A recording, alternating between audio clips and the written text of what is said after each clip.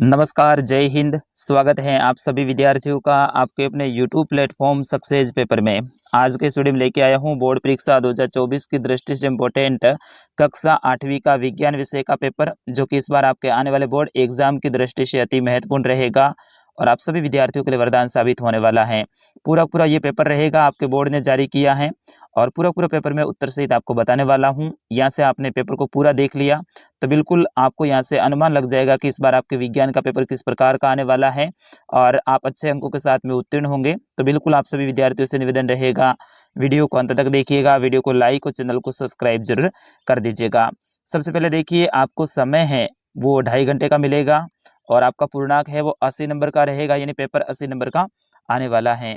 यहाँ पे देखिए निर्देश दे रखा है कि वस्तुनिष्ठ प्रश्न संख्या 1 से लेकर 8 तक, यानी 8 आपके अवसिध वाले प्रश्न इस बार आने वाले हैं। तो पहला प्रश्न देखिए,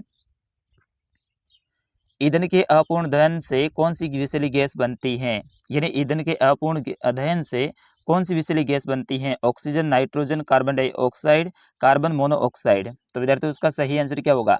carbon monoxide. Option number the रहेगा इसका सही आंसर। अगला प्रश्न है प्रश्न संख्या 2, घरों में कौन सा द्रव ईंधन काम आता है? यानी घरों के अंदर ऐसा कौन सा द्रव ईंधन है जिसको अपन काम में लेते हैं? एलपीजी, सीएनजी, कोयला, पेट्रोल। तो इसका सही आंसर होगा एलपीजी। ठीक है ना, ऑप्शन नंबर अ रहेगा इसका सही आंसर। बढ़ते हैं अगले प्रश्न की ओर। प्रश्न संख्या 3, आप वनो उन्मूलन को रोकने के लिए क्या सुझाव देंगे? तो यहाँ पे ऑप्शन देखिए, कागज का पुनः उपयोग बिल्कुल अपन सुझाव देंगे, कागज का पुनः चक्रण ये भी अपन सुझाव देंगे और कागज की बचत ये भी अपन सुझाव देंगे। तो ऑप्शन नंबर द रहेगा इसका सही आंसर, उपयुक्त सभी। अगला प्रश्न है प्रश्न संख्या 4, आवर्ती का मात्रक है। तो इसका सही आंसर क्या होगा? आप जरूर कमेंट करके बताएं। आवर्ती का मात्रक क्या होगा? हर्ट्ज होता है। ऑप्शन नंबर स रहेगा इसका सही आंसर, क्या होता है? हर्ट्ज।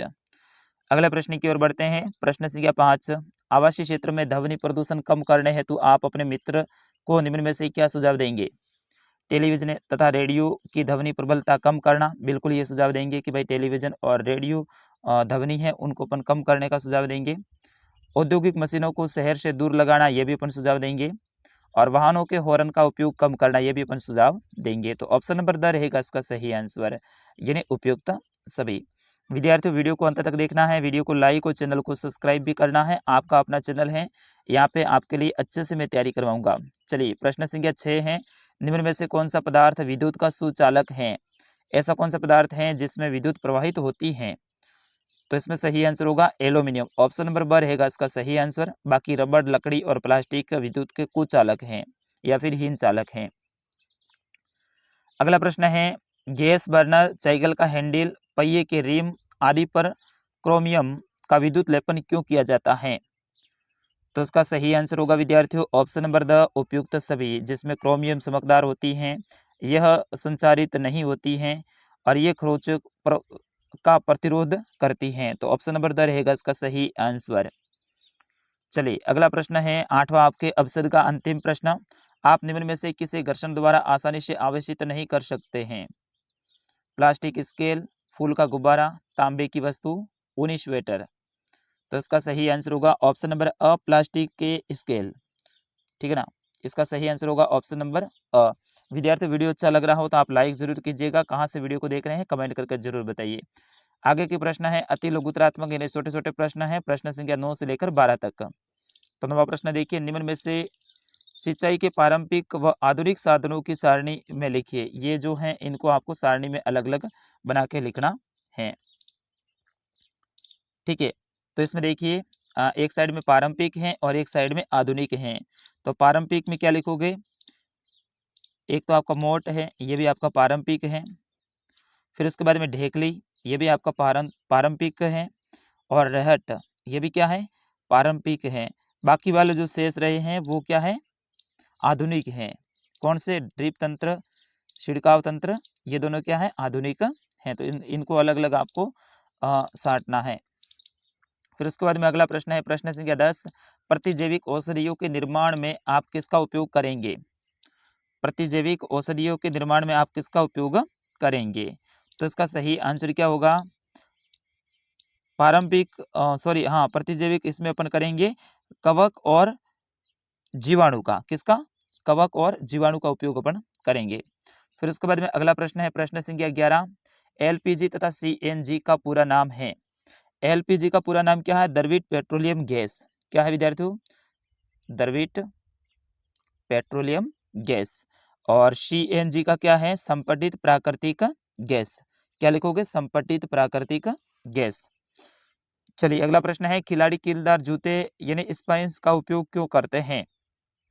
तो घर्षण को कम करने के लिए, किसके लिए, खिलाड़ी हैं घर्षण को कम करने के लिए कीलदार जूते या फिर स्पाइकस का उपयोग करते हैं। अगला प्रश्न है प्रश्न संख्या 13, मिलान कीजिए, रासायनिक उर्वरक, कार्बनिक खाद, खरीफ फसल, थ्रेसिंग, इनका मिलान करना है। जैसे कि रासायनिक उर्वरक कौन से हैं, यूरिया और सुपर फास्फोरस। कार्बनिक खाद है वो कौन सी हो जाएगी, पशु अवशिष्ट और गोबर पादप अवशेष हैं ये। खरीफ फसल कौन सी हो जाएगी, चावल और मक्का। और थ्रेसिंग क्या होगा, अनाज के दानों को भूसे से अलग करना है, वो थ्रेसिंग कहलाता है। इस तरह से आपको मिलान करना है। बढ़ते हैं अगले प्रश्न की ओर। प्रश्न संख्या 14, नाइट्रोजन स्तरीकरण में राइजोबियम जीवाणु के महत्व को समझाइए। तो इसमें राइजोबियम जो जीवाणु है उसके महत्व को समझाना है। तो फलीदार पौधों में नाइट्रोजन स्थिर करने में मदद करता है और इसे अमोनियम में परिवर्तित करते हैं। इस कारण से जीवाणु है वो इनका महत्व बढ़ जाता है। अगला प्रश्न है प्रश्न संख्या 15, निम्नलिखित कथनों के सामने सत्य और असत्य के सामने असत्य लिखना है। जैसे कि पहला है जीवाश्म ईंधन समाप्त होने वाले संसाधन है, बिल्कुल सही बात है, तो इसके आगे आपको सत्य लिखना है। ठीक है। अगला है कोयला व पेट्रोल असीमित संसाधन है, ये तो भाई सीमित है, असीमित कहाँ है, तो ये हो जाएगा गलत। ठीक है। उसी तरह से तीसरा देखिए, कोलतार विभिन्न पदार्थों का मिश्रण है, बिल्कुल सही बात है, कोलतार है वो विभिन्न पदार्थों का मिश्रण है, सही बात है। और अगला है पैराफिन और मोम का उपयोग महरम, मोमबत्ती, वैसलीन आदि बनाने में किया जाता है, बिल्कुल सही बात है। अगला प्रश्न है दहन और ज्वाला में कोई दो अंतर लिखिए। दहन और ज्वाला में दो अंतर लिखने हैं। जैसे कि दहन में आप क्या लिखोगे, ये ऑक्सीजन के साथ रासायनिक अभिक्रिया करते हैं, जबकि ज्वाला है वो अग्नि का दृश्य भाग होता है जिसको अपन देख सकते हैं। अगला प्रश्न है प्रश्न संख्या 17, निम्न का आशय स्पष्ट कीजिए, यानी इनका आशय स्पष्ट करना है। जैसे कि रेड डाटा पुस्तक का, इसमें विलुप्त या फिर लुप्त जो प्रजातियां हैं उनका रिकॉर्ड रखा जाता है रेड डाटा पुस्तक में, जो कि समाप्त होने वाली है। और जैव विविधता का मतलब होता है पृथ्वी पर जीवित जीवों के परिवर्तन और परिवर्तनशीलता को अपन जैव विविधता कहते हैं। बढ़ते हैं अगले प्रश्न की ओर। प्रश्न संख्या 18, रिक्त स्थानों की पूर्ति कीजिए। इसको देख के भरना है। जैसे कि अमीबा द्विखंडन द्वारा जनन करता है, तो यहाँ पे द्विखंडन लिखना है, ठीक है ना, पहले में ये आ जाएगा। फिर दूसरा है कि अंडाणु एवं शुक्राणु का चलन निषेचन कहलाता है, क्या कहलाता है, निषेचन, ये वाला है ना निषेचन, ये आपको भरना है। फिर उसके बाद में अगला है कि मनुष्य, गाय, कुत्ते आदि जंतु जो शिशु को जन्म देते हैं उन्हें जरायुज जंतु कहते हैं, क्या कहते हैं, जरायुज जंतु कहते हैं। और मुकुलन द्वारा हाइड्रा में होता है, तो इसमें हाइड्रा में होता है, मुकुलन द्वारा जनन हाइड्रा में होता है, तो इसमें हाइड्रा आपको भरना है। इस तरह से रिक्त स्थान भरना है। फिर उसके बाद में आगे बढ़ते हैं। अगला प्रश्न है प्रश्न संख्या 19, दबाव और बल के संबंध को सूत्र द्वारा समझाइए। दाब और बल का सूत्र द्वारा आपको समझाना है। तो ये बड़ा प्रश्न है, 4 नंबर का, अच्छे से आप याद कर लीजिएगा अपने बुक से। उदाहरण देकर समझाइए कि घर्षण किस प्रकार शत्रु है और किस प्रकार मित्र है, दोनों कैसे हैं वो आपको बताना है, ठीक है ना। फिर उसके बाद में अगला प्रश्न है, निम्नलिखित की व्याख्या कीजिए। चुचालक पदार्थ, विद्युत द्वारा रासायनिक प्रभाव, इनके आपको व्याख्या करनी है। फिर उसके बाद में अगला प्रश्न है, अपने नेत्रों की उचित देखभाल करने के लिए कोई दो सुझाव लिखने हैं। फिर उसके बाद में अगला प्रश्न है, सड़क सुरक्षा से संबंधित दो नियम लिखने हैं। जैसे कि हमेशा सड़क के दाईं ओर चलना चाहिए और सड़क सुरक्षा के जो नियम हैं उनका पालन करना चाहिए। हमेशा सड़क को पार करते समय जेब्रा क्रॉसिंग का पालन करना चाहिए, इस तरह से आप लिख सकते हैं। तो सड़क सुरक्षा से संबंधित आप याद करोगे तो आपके हिंदी में भी प्रश्न आने वाला है और यहाँ पे भी 2 नंबर का प्रश्न आने वाला है। तो विद्यार्थियों आपके लिए तो वरदान है, 2 क्या 4 नंबर का है ये सड़क सुरक्षा से संबंधित नियम। और वहाँ हिंदी में भी आपके 4 नंबर का, यानी एक जगह पे आप पढ़ोगे तो दोनों जगह पे ये काम आएँगे। अगला है कि बाह्य निषेचन और आंतरिक निषेचन में कोई 2 अंतर लिखिए। मानव कर्ण का नामांकित चित्र यानी मानव कान का नामांकित चित्र बनाना है। अगर ये नहीं आता है तो वाहन चलाते समय किन-किन बातों का ध्यान रखना चाहिए। अलैंगिक जनन की किसी एक विधि का सचित्र वर्णन करना है और ध्वनि प्रदूषण को नियंत्रित रखने के लिए 2 उपाय लिखने हैं। तो अथवा में भी आपके लिए ऑप्शन मिल जाएगा। फिर उसके बाद में अगला प्रश्न है 24वां कि संतुलित आहार से आप क्या समझते हैं? भोजन में आवश्यक पोषक पदार्थों का महत्व क्या है? ये आपको बताना है।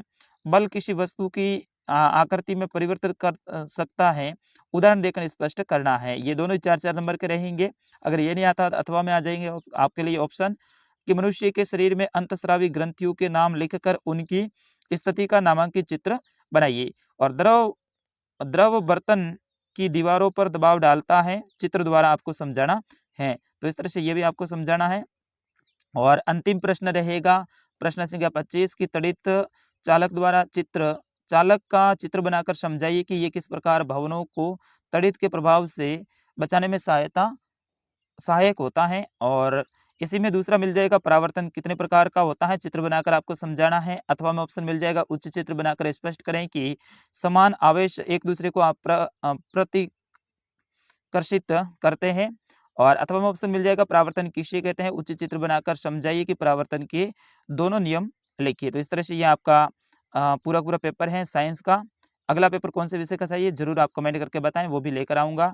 फिलहाल के लिए इस वीडियो में इतना ही, लेकिन आप अभी तक आपने चैनल को सब्सक्राइब नहीं किया तो सब्सक्राइब कीजिएगा, वीडियो को लाइक और आपके फ्रेंड तक आगे भी शेयर कीजिएगा। मिलते हैं अगले वीडियो में, तब तक के लिए नमस्कार, जय हिंद, वंदे मातरम।